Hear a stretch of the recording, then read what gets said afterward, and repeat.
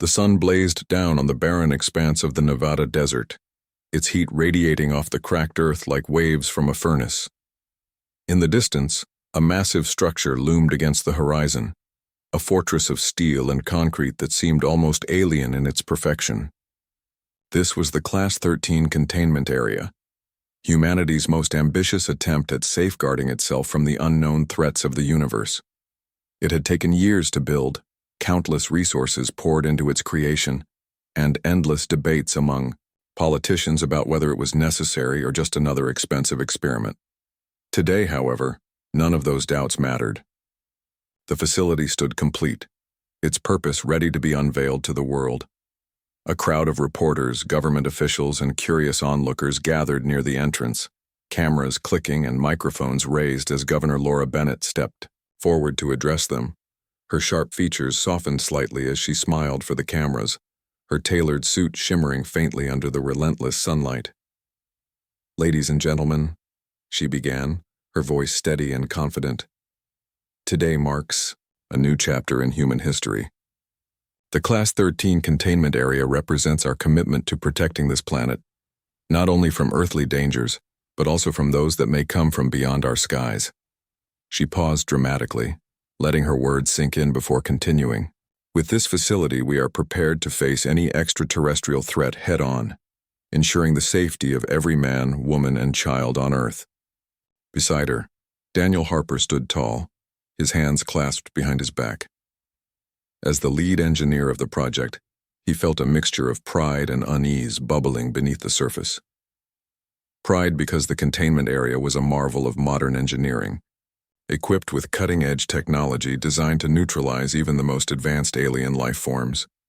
Unease because deep down, he couldn't shake the feeling that something wasn't quite right. There were too many variables, too many unanswered questions about what exactly they might encounter once the facility went live. Still, Daniel forced himself to smile as Governor Bennett gestured toward him. "I'd like to thank Daniel Harper and his team for their tireless dedication to making this vision a reality," she said, clapping lightly. The crowd followed suit, offering polite applause. Daniel nodded briefly, trying not to let his discomfort show. He glanced over at Maria Lopez, his closest colleague, who gave him an encouraging smile. For now, everything seemed fine, but Daniel knew better than anyone how quickly things could spiral out of control. As the ceremony continued, two figures remained largely unnoticed by the throng of people outside. Emily Dawson and Kevin Myers, both maintenance workers employed by the facility, were finishing up repairs deep within level B23. They had been called in earlier that morning to fix a malfunctioning power grid that threatened to disrupt the opening event. Neither of them minded staying late. It was part of the job. Besides, neither expected anything unusual to happen once the work was done. Emily adjusted her flashlight, casting a beam across the dimly lit corridor. "You think they'll remember we're still down here?" she asked, her tone teasing but tinged with mild concern. Kevin shrugged, tightening a bolt on the exposed panel in front of him. "Probably not," he replied with a grin. "But hey, at least we won't have to listen to all those speeches." Their laughter echoed softly through the empty halls, a stark contrast to the buzz of activity above ground. Unbeknownst to them, the final checks for the facility's activation sequence had already begun. Massive steel doors slid shut throughout the compound, sealing off each level one by one. Automated systems whirred to life, initiating protocols meant to ensure the facility's integrity. No alarms sounded when the door to level B23 locked into place, trapping Emily and Kevin inside without warning. At first, they didn't notice. Kevin finished his repairs while Emily double-checked the connections. When they finally turned to leave, they found themselves staring at a solid metal barrier where moments ago there had been an open pathway. Did someone lock us in?" Kevin asked, pressing his hand against the cool surface of the door. Emily frowned, reaching for her radio. "Let me call it in," she said, adjusting the frequency. Static greeted her instead of a response. She tried again, growing increasingly frustrated. "This isn't working," she muttered, shaking the device. Kevin leaned closer, listening intently. Maybe it's interference from the system startup, he suggested, though his voice lacked conviction. Something about the situation felt off, too quiet, too isolated. Deciding to investigate further, they moved deeper into the labyrinthine corridors of the containment area. The air grew colder with each step, and strange sounds began to fill the silence. Clicks and whirs reverberated through the walls, accompanied by faint whispers that seemed to come from nowhere and everywhere at once. Emily shivered, clutching, her flashlight tighter. "Do you hear that?" she whispered, glancing over her shoulder. Kevin nodded grimly, his expression darkening. "Yeah, and I don't like it." Despite their unease, they pressed onward, hoping to find another exit or at least some clue as to why they were trapped. What they discovered instead sent chills running down their spines. In a small room tucked away from the main pathways, rows of monitors displayed live feeds from various sections of the facility. Most showed empty corridors, but a few revealed blurred figures moving in areas marked as vacant. One screen caught Emily's attention immediately. It displayed the artifact chamber. At the center of the room sat a pulsating orb, glowing softly, with an otherworldly blue light. "What is that thing?" Kevin murmured, stepping closer to get a better look. Emily shook her head, her eyes wide with apprehension. "I don't know, but I don't think it's supposed to be doing that." On the monitor, the orb's glow intensified suddenly, sending ripples of energy coursing outward. Then, without warning, the screens flickered, displaying a single line of text across the bottom. "Subject detected. Initiating protocol." A chill ran down Emily's spine. "We need to get out of here," she said urgently, grabbing Kevin's arm. But before they could move, the lights overhead flickered violently, plunging the room into darkness. When they came back on seconds later, the monitor showed something new. Figures standing just outside the camera's range, watching silently. Neither spoke as they backed away slowly, their hearts pounding in unison. Whatever was happening, they realized they weren't alone, and escaping wouldn't be as simple as they'd hoped. The silence in the corridor was deafening. Emily and Kevin moved as quietly as they could, their footsteps echoing faintly against the cold metal walls. The flashlight beams bounced erratically, illuminating patches of the narrow hallway before plunging them back into shadow. Neither dared to speak, their minds racing with questions they couldn't answer. What was that thing in the artifact chamber? Who, or what, were those figures on the monitors? And why did it feel like they were being watched? Kevin stopped, suddenly holding up a hand to signal Emily to do the same. He tilted his head, listening intently. A low hum filled the air, growing louder by the second. It wasn't mechanical. It was alive, vibrating through the walls and beneath their feet. Emily's grip tightened on her flashlight, her knuckles turning white. "What is that?" she whispered, though her voice barely carried over the noise. "I don't know," Kevin replied, his tone clipped. "But it's not good." Without warning, the hum erupted into a series of sharp clicks, like insects skittering across a hard surface. Then came the whispers again, louder this time, overlapping in a chaotic symphony of voices. They seemed to come from all directions, making it impossible to pinpoint their source. Emily spun around, her flashlight darting frantically. Shadows danced along the walls, shifting faster than they should have. She swallowed hard, trying to steady her, breathing. "We need to keep moving," she said firmly, though her voice betrayed her fear. They pressed forward, their pace quickening as the strange sounds intensified. Every step felt heavier, as if the very air resisted their movement. The corridor stretched endlessly ahead of them, unbroken by doors or intersections. Just when it seemed like they would never find an exit, they stumbled upon a large room filled with equipment. Tools, wires, and crates stacked haphazardly along the walls. In the center of the space stood a workbench cluttered with blueprints and half-assembled devices. "This must be some kind of maintenance hub," Kevin muttered, scanning the area. His eyes landed on a control panel mounted on the far wall. "Maybe we can use that to open a door or contact someone upstairs." Emily nodded, though doubt lingered in her expression. "Let's try it, but be careful. Something about this place feels Wrong. Kevin approached the panel cautiously, his fingers hovering over the buttons. When he pressed one, the screen lit up, displaying rows of options in glowing green text. He scrolled through them quickly, searching for anything related to door controls. Meanwhile, Emily kept watch, her flashlight sweeping the room. The hum had faded slightly, replaced by an oppressive stillness that made her skin crawl. "Got it," Kevin said suddenly, tapping a sequence of commands into the panel. For a moment, nothing happened. Then, a loud alarm blared through the facility, accompanied by flashing red lights. Emily flinched, covering her ears instinctively. "What did you do?" she shouted over the noise. "I don't know," Kevin snapped back, frantically pressing more buttons. "It wasn't supposed to do that." Before either of them could react further, the lights flickered violently, casting the room into alternating bursts of light and darkness. The screens on the control panel went haywire, scrolling through random data at an alarming speed. Emily grabbed Kevin's arm. "We need to get out of here, now." They bolted toward the nearest exit, dodging falling debris as parts of the ceiling began to crumble. The ground trembled beneath their feet, throwing them off balance.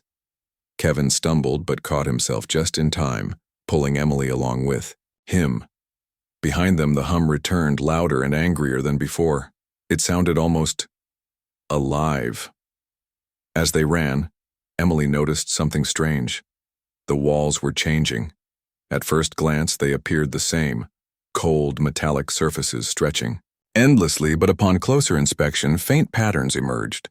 Intricate designs etched into the material pulsed faintly with a pale blue light, matching the glow of the artifact they'd seen earlier. "Kevin, look at this," she gasped, pointing at the wall.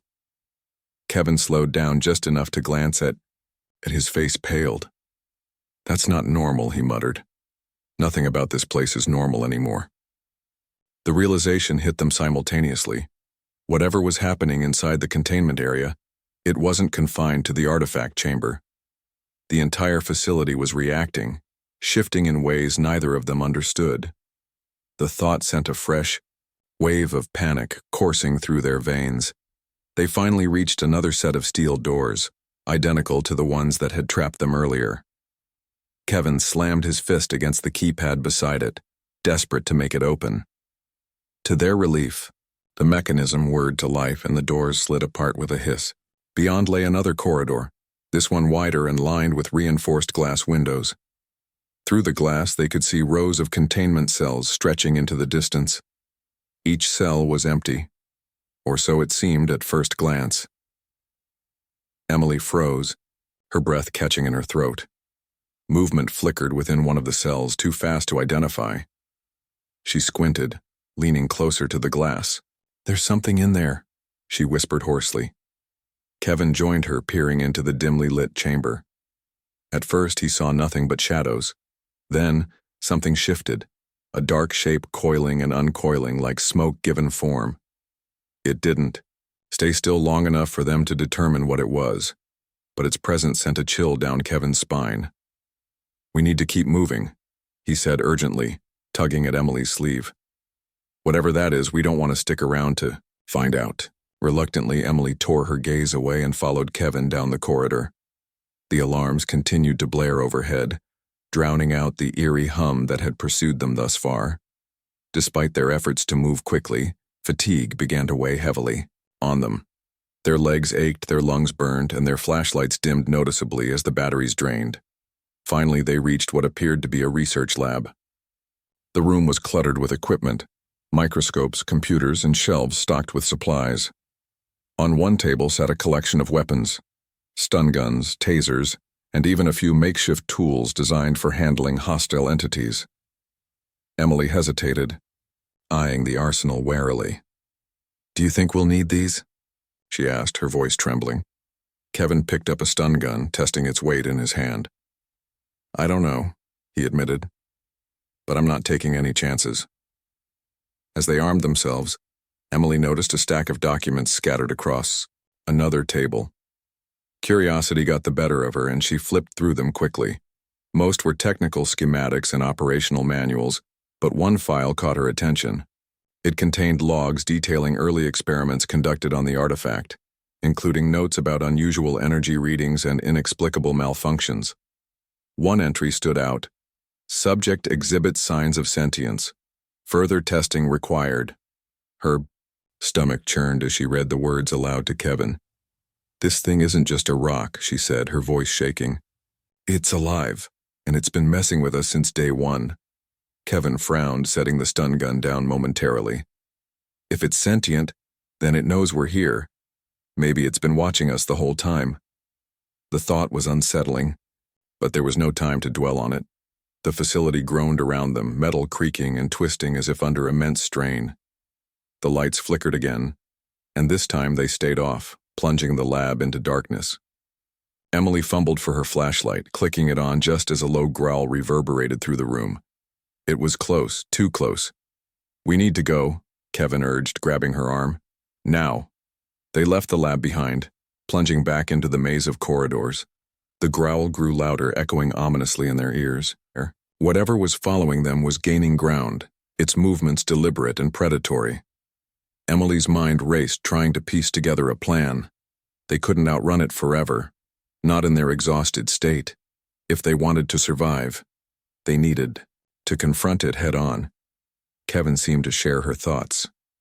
"We can't keep running," he said grimly. "If it wants us, we might as well make a stand."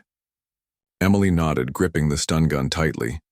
Fear coursed through her veins, but determination hardened her resolve. They turned a corner, planting themselves firmly in the middle of the corridor. The growl intensified, accompanied by the sound of claws scraping against metal. Shadows danced along the walls, growing larger and darker with each passing second, and then it emerged. The creature was unlike anything they had ever seen. A writhing mass of tendrils and jagged edges, its body pulsating with the same blue light that permeated the facility. Multiple eyes glowed fiercely, locking onto them with predatory focus. Emily's breath hitched, but she forced herself to raise her weapon. Beside her, Kevin did the same. For a moment, everything froze. Human and alien stared at each other, suspended in a fragile balance of fear and aggression. Then, without warning, the creature lunged. The creature moved faster than either Emily or Kevin had anticipated. Its writhing mass surged forward, tendrils lashing out like whips. Emily fired her stun gun instinctively, the electric charge crackling through the air. The bolt struck one of the tendrils, causing it to recoil with a hiss. But the rest of the creature kept coming undeterred. Kevin followed up with another shot, aiming for what he guessed was its central body. The stun gun's energy hit its mark, sending a ripple through the pulsating mass. For a brief moment, the creature hesitated, its glowing eyes dimming slightly. Emily seized the opportunity, firing again and again, each shot landing with precision. The corridor filled with smoke and the acrid smell of burnt flesh, or whatever alien material made up the creature's form, but their victory was short-lived. With a deafening screech, the creature retaliated, slamming one of its larger tendrils against the wall beside them. Metal groaned and buckled under the impact, sending shards flying. Emily ducked just in time to avoid being struck by a jagged piece. Her heart pounded as she scrambled back to her feet, her hands trembling but steady on the weapon. "We can't stay here," Kevin shouted over the noise, firing another round. "It's too strong." Emily nodded, though panic clawed at her chest. The creature was relentless, its movements fluid and unpredictable. Even injured, it showed no signs of slowing down. She glanced around desperately, searching for an escape route. The corridor behind them was blocked by debris from the earlier tremors, leaving only one option: moving forward. "Through that door," she yelled, pointing to a reinforced hatch at the far end of the hallway. Kevin didn't argue. He fired, a few more shots to cover their retreat before turning and sprinting toward the door. Emily followed close behind, her legs burning with exertion. As they reached the hatch, Kevin yanked on the handle, but it refused to budge. "It's locked," he growled, slamming his fist against the metal. Emily fumbled with her flashlight, using its beam to examine the keypad beside the door. Numbers glowed faintly, waiting for input. "There has to be a code," she muttered, her fingers hovering uncertainly. Behind them, the creature advanced, its tendrils dragging along the floor with a sickening wet sound. It let out another ear-splitting screech, shaking the walls around them. Emily's mind raced. They didn't have time to guess the combination. "Try overriding it," she urged, stepping aside to give Kevin room. Kevin crouched down, pulling, a small device from his belt, a multi-tool he always carried for emergencies. He worked quickly, connecting wires and bypassing circuits. Beads of sweat dripped from his forehead as the creature closed the gap between them. Emily stood guard, firing blindly whenever it lunged too close. Each shot seemed less effective. Now, the creature's outer layer appeared to harden, deflecting the energy bursts. Finally, Kevin let out a triumphant shout. "Got it!" The hatch hissed open, revealing a narrow staircase leading downward. Without hesitation, they plunged into the darkness, slamming the door shut behind them. Kevin jammed a nearby lever into place, sealing the entrance temporarily. Heavy thuds echoed from the other side as the creature slammed against the barrier, trying to break through. For a moment, they simply stood there, catching their breath. The staircase spiraled steeply into the unknown, lit only by the flickering glow of emergency lights mounted on the walls. Emily leaned against the railing, her knees threatening to buckle. "That thing isn't going to stop," she said hoarsely. "What do we do?" Kevin shook his head, his expression grim. "We keep moving. Maybe we'll find something useful, weapons, tools, anything to fight back." They descended cautiously, the sound of the creature's assault growing fainter with each step. The air grew colder the deeper they went, carrying with it a strange metallic tang. At the bottom of the staircase, they found themselves in a wide chamber dominated by rows of servers and humming machinery. Thick cables snaked across the floor, connecting everything to a central console bathed in pale blue light. Emily approached the console, her eyes scanning the screens. Streams of data scrolled rapidly, displaying information she couldn't decipher. But one detail caught her attention. A map of the facility overlaid with red markers indicating active threats. Several clusters of markers pulsed near the artifact chamber, suggesting that the creature wasn't alone. "Kevin, look at this," she called softly, gesturing him over. He joined her, studying the display. "It's spreading," he said, his voice tight.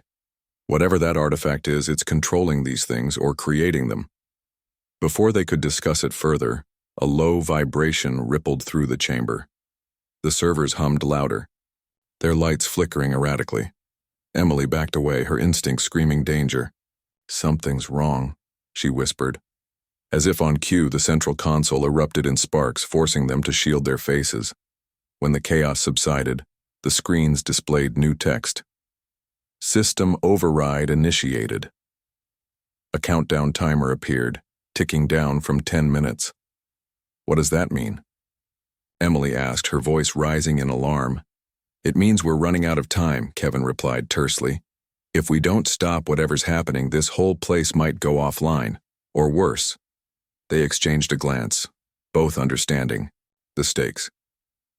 Without another word, they turned and headed toward the only exit visible, a heavy metal door marked with hazard symbols. Beyond it lay another stretch of corridors, eerily silent compared to the chaos they'd left behind. The oppressive stillness unnerved Emily, making every step feel heavier than the last. As they moved, Kevin noticed something odd about the walls. Tiny cracks webbed across the surface, glowing faintly with the same blue light that permeated the facility. "Do you see that?" he asked, pointing it out to Emily. She nodded, her brow furrowed. "It's like the artifact's influence is spreading. This whole place is changing." The realization sent a chill down her spine. If the artifact truly was sentient, then it wasn't just defending itself. It was adapting, evolving. And they were trapped inside its domain. Their progress slowed as fatigue set in. Every corner they turned revealed more signs of destruction. Collapsed ceilings, shattered glass, and darkened rooms where equipment sparked uselessly. Despite the obstacles, they pressed on, driven by sheer willpower. The countdown continued, to tick away in the back of their minds, a constant reminder of the urgency. Finally, they reached a large door labeled Artifact Chamber. It was sealed tightly, requiring another override sequence to open. Kevin knelt down, working quickly, to bypass the lock while Emily kept watch. The silence outside was almost suffocating, broken only by the occasional distant rumble of collapsing structures. When the door slid open with a hiss, they stepped inside cautiously. The room was unlike anything they'd seen before. The walls shimmered with an iridescent glow, shifting colors as if alive. In the center of the chamber floated the artifact, an orb pulsating with intense blue light. Tendrils of energy radiated outward, connecting it to the surrounding machinery. Emily stared at it, transfixed. "This is what's doing all of this," she murmured. "It's not just an object, it's intelligent." Kevin nodded grimly, gripping his stun gun tighter. "And we need to shut it down." But as they approached, the artifact reacted. Its glow intensified, bathing the room in blinding light. The ground trembled violently, knocking them off balance. From the shadows, more creatures emerged, twisted, malformed versions of the one they'd fought earlier. Their glowing eyes fixed on Emily and Kevin, who realized they were outnumbered. "We can't fight them all," Emily said, her voice barely audible over the rising hum. "No," Kevin agreed, his jaw tightening. "But maybe we don't have to." He pointed his stun gun at the artifact. "If we destroy this, we might stop everything." Emily hesitated, uncertainty clouding her face. Destroying the artifact could solve the problem, or make it infinitely worse. But they had no other choice. She nodded slowly, stepping back to give Kevin room. Taking a deep breath, he aimed carefully and fired. The moment Kevin pulled the trigger, the artifact reacted violently. The stun gun's energy bolt struck its surface, sending a ripple through the orb's pulsating glow. For an instant, it seemed to dim, as if wounded. But then, with a deafening screech, the artifact erupted into a frenzy of light and sound. Tendrils of energy lashed out in every direction, striking the walls and floor with enough force to crack the reinforced material. Emily shielded her face, stumbling backward as shards of debris rained down around them. "Keep going," Kevin shouted, firing again. Each shot landed with diminishing effect, the artifact's outer layer hardening visibly. Its tendrils grew, longer and more aggressive, whipping through the air like whips. One grazed Emily's arm, leaving a searing burn that made her cry out in pain. She clutched the wound, gritting her teeth against the agony. "We're not hurting it enough," she yelled over the chaos. "It's adapting." Kevin didn't respond. His focus was absolute, his hands steady despite the danger closing in. He aimed for the core of the artifact, where the light pulsed brightest. The next shot struck true, causing the orb to shudder violently. A low, guttural hum filled the chamber, resonating deep within their chests. It wasn't just noise. It was a warning. The creatures surrounding them began to move, their jagged forms twitching with unnatural speed. They advanced slowly at first, then broke into a charge, their clawed appendages clicking against the floor. Emily raised her weapon, firing blindly to hold them back. Each blast connected, but the creatures kept coming, their bodies regenerating almost instantly from the damage. "This isn't working," she screamed, panic rising in her voice. "We need another way." Kevin glanced around desperately, searching for anything they could use. His eyes landed on a panel mounted on the far wall, a manual override switch labeled Emergency Shutdown. If they could reach it, they might be able to cut power to the entire chamber, including the artifact. "Over there," he shouted, pointing toward the panel. "I'll cover you." Emily nodded, clutching her weapon tightly. She sprinted toward the panel, dodging the creature's attacks as best she could. Pain flared in her side as one of them slashed at her ribs, tearing through her shirt and drawing blood. She stumbled but forced herself to keep moving, her vision blurring from exhaustion and fear. Behind her, Kevin fired repeatedly, trying to buy her time. The artifact continued to pulse erratically, its energy spreading outward and merging with the machinery around them. Sparks flew from consoles and wires, creating hazardous obstacles in Emily's path. She leaped over a sparking cable, nearly, losing her footing as the ground trembled beneath her. Finally, she reached the panel. Her fingers fumbled with the protective cover, prying it open to reveal a large red button. Without hesitation, she slammed her hand down on it. A loud alarm blared through the chamber, accompanied by flashing lights and the grinding sound of machinery powering down.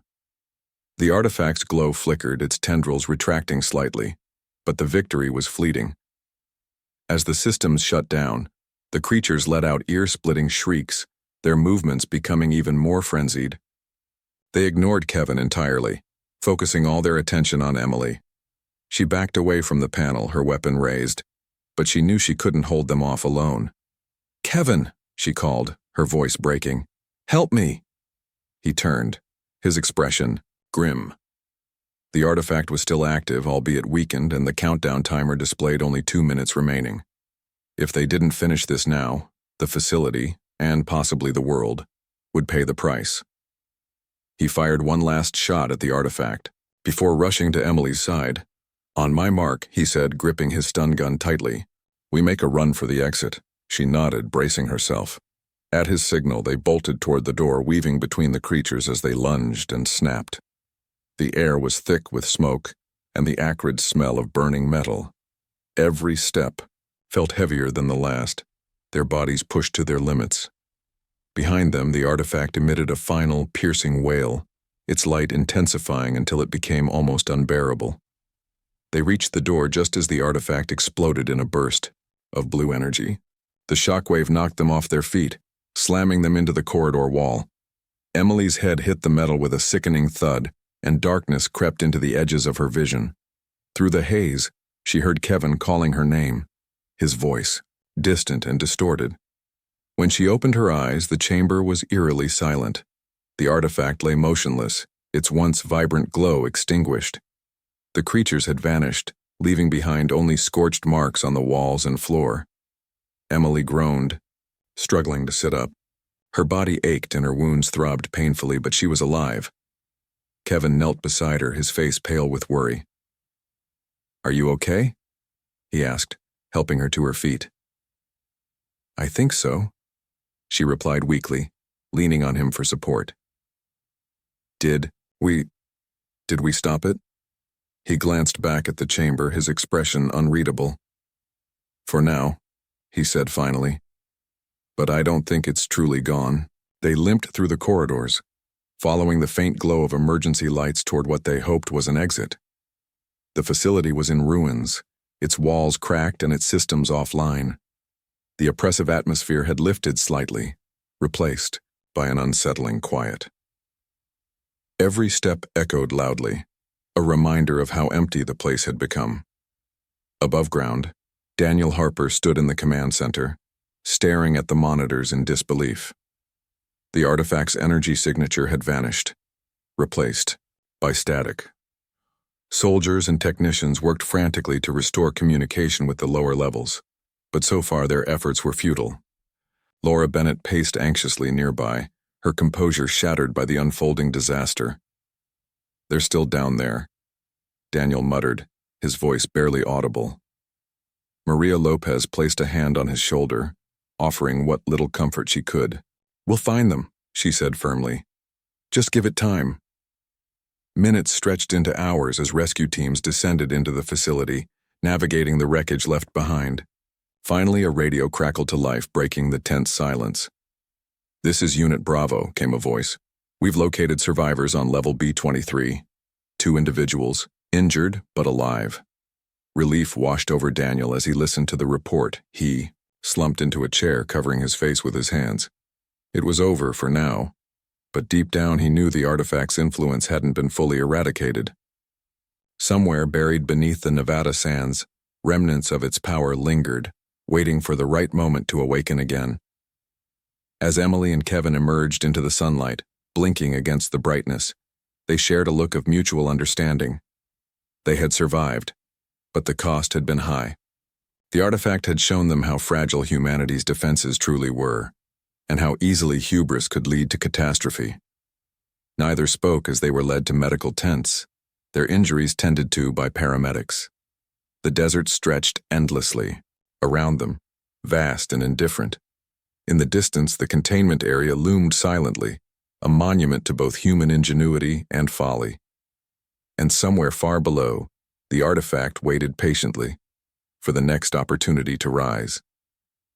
The sun hung low in the sky, casting long shadows across the Nevada desert. Emily and Kevin sat on folding chairs outside the medical tents, wrapped in blankets despite the heat.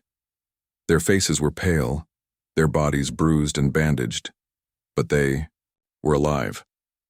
Around them, soldiers and technicians worked tirelessly, dismantling equipment and securing the perimeter of the containment area. The facility loomed in the background, its once imposing structure now marred by cracks and scorch marks. Daniel Harper approached them cautiously, his expression a mix of relief and guilt. He stopped a few feet away, hesitating before speaking. "You two okay?" he asked, his voice soft but strained. Emily glanced up at him, her eyes hollow. "We're alive," she said flatly. "That's about it." Kevin nodded, leaning forward to rest his elbows on his knees. "What happens now?" he asked, his tone sharper than intended. "Are you going to bury this whole thing and pretend it never happened?" Daniel sighed, running a hand through his disheveled hair. "It's complicated," he admitted. "People will want answers, but not all of them are ready for the truth." Emily frowned, sitting up straighter. "The truth is that thing down there almost killed us and maybe everyone else if we hadn't stopped it. You can't just sweep that under the rug." "I'm not saying we will," Daniel replied quickly. "But we need to figure out how much we can share without causing panic. This isn't just about us, it's about the entire planet."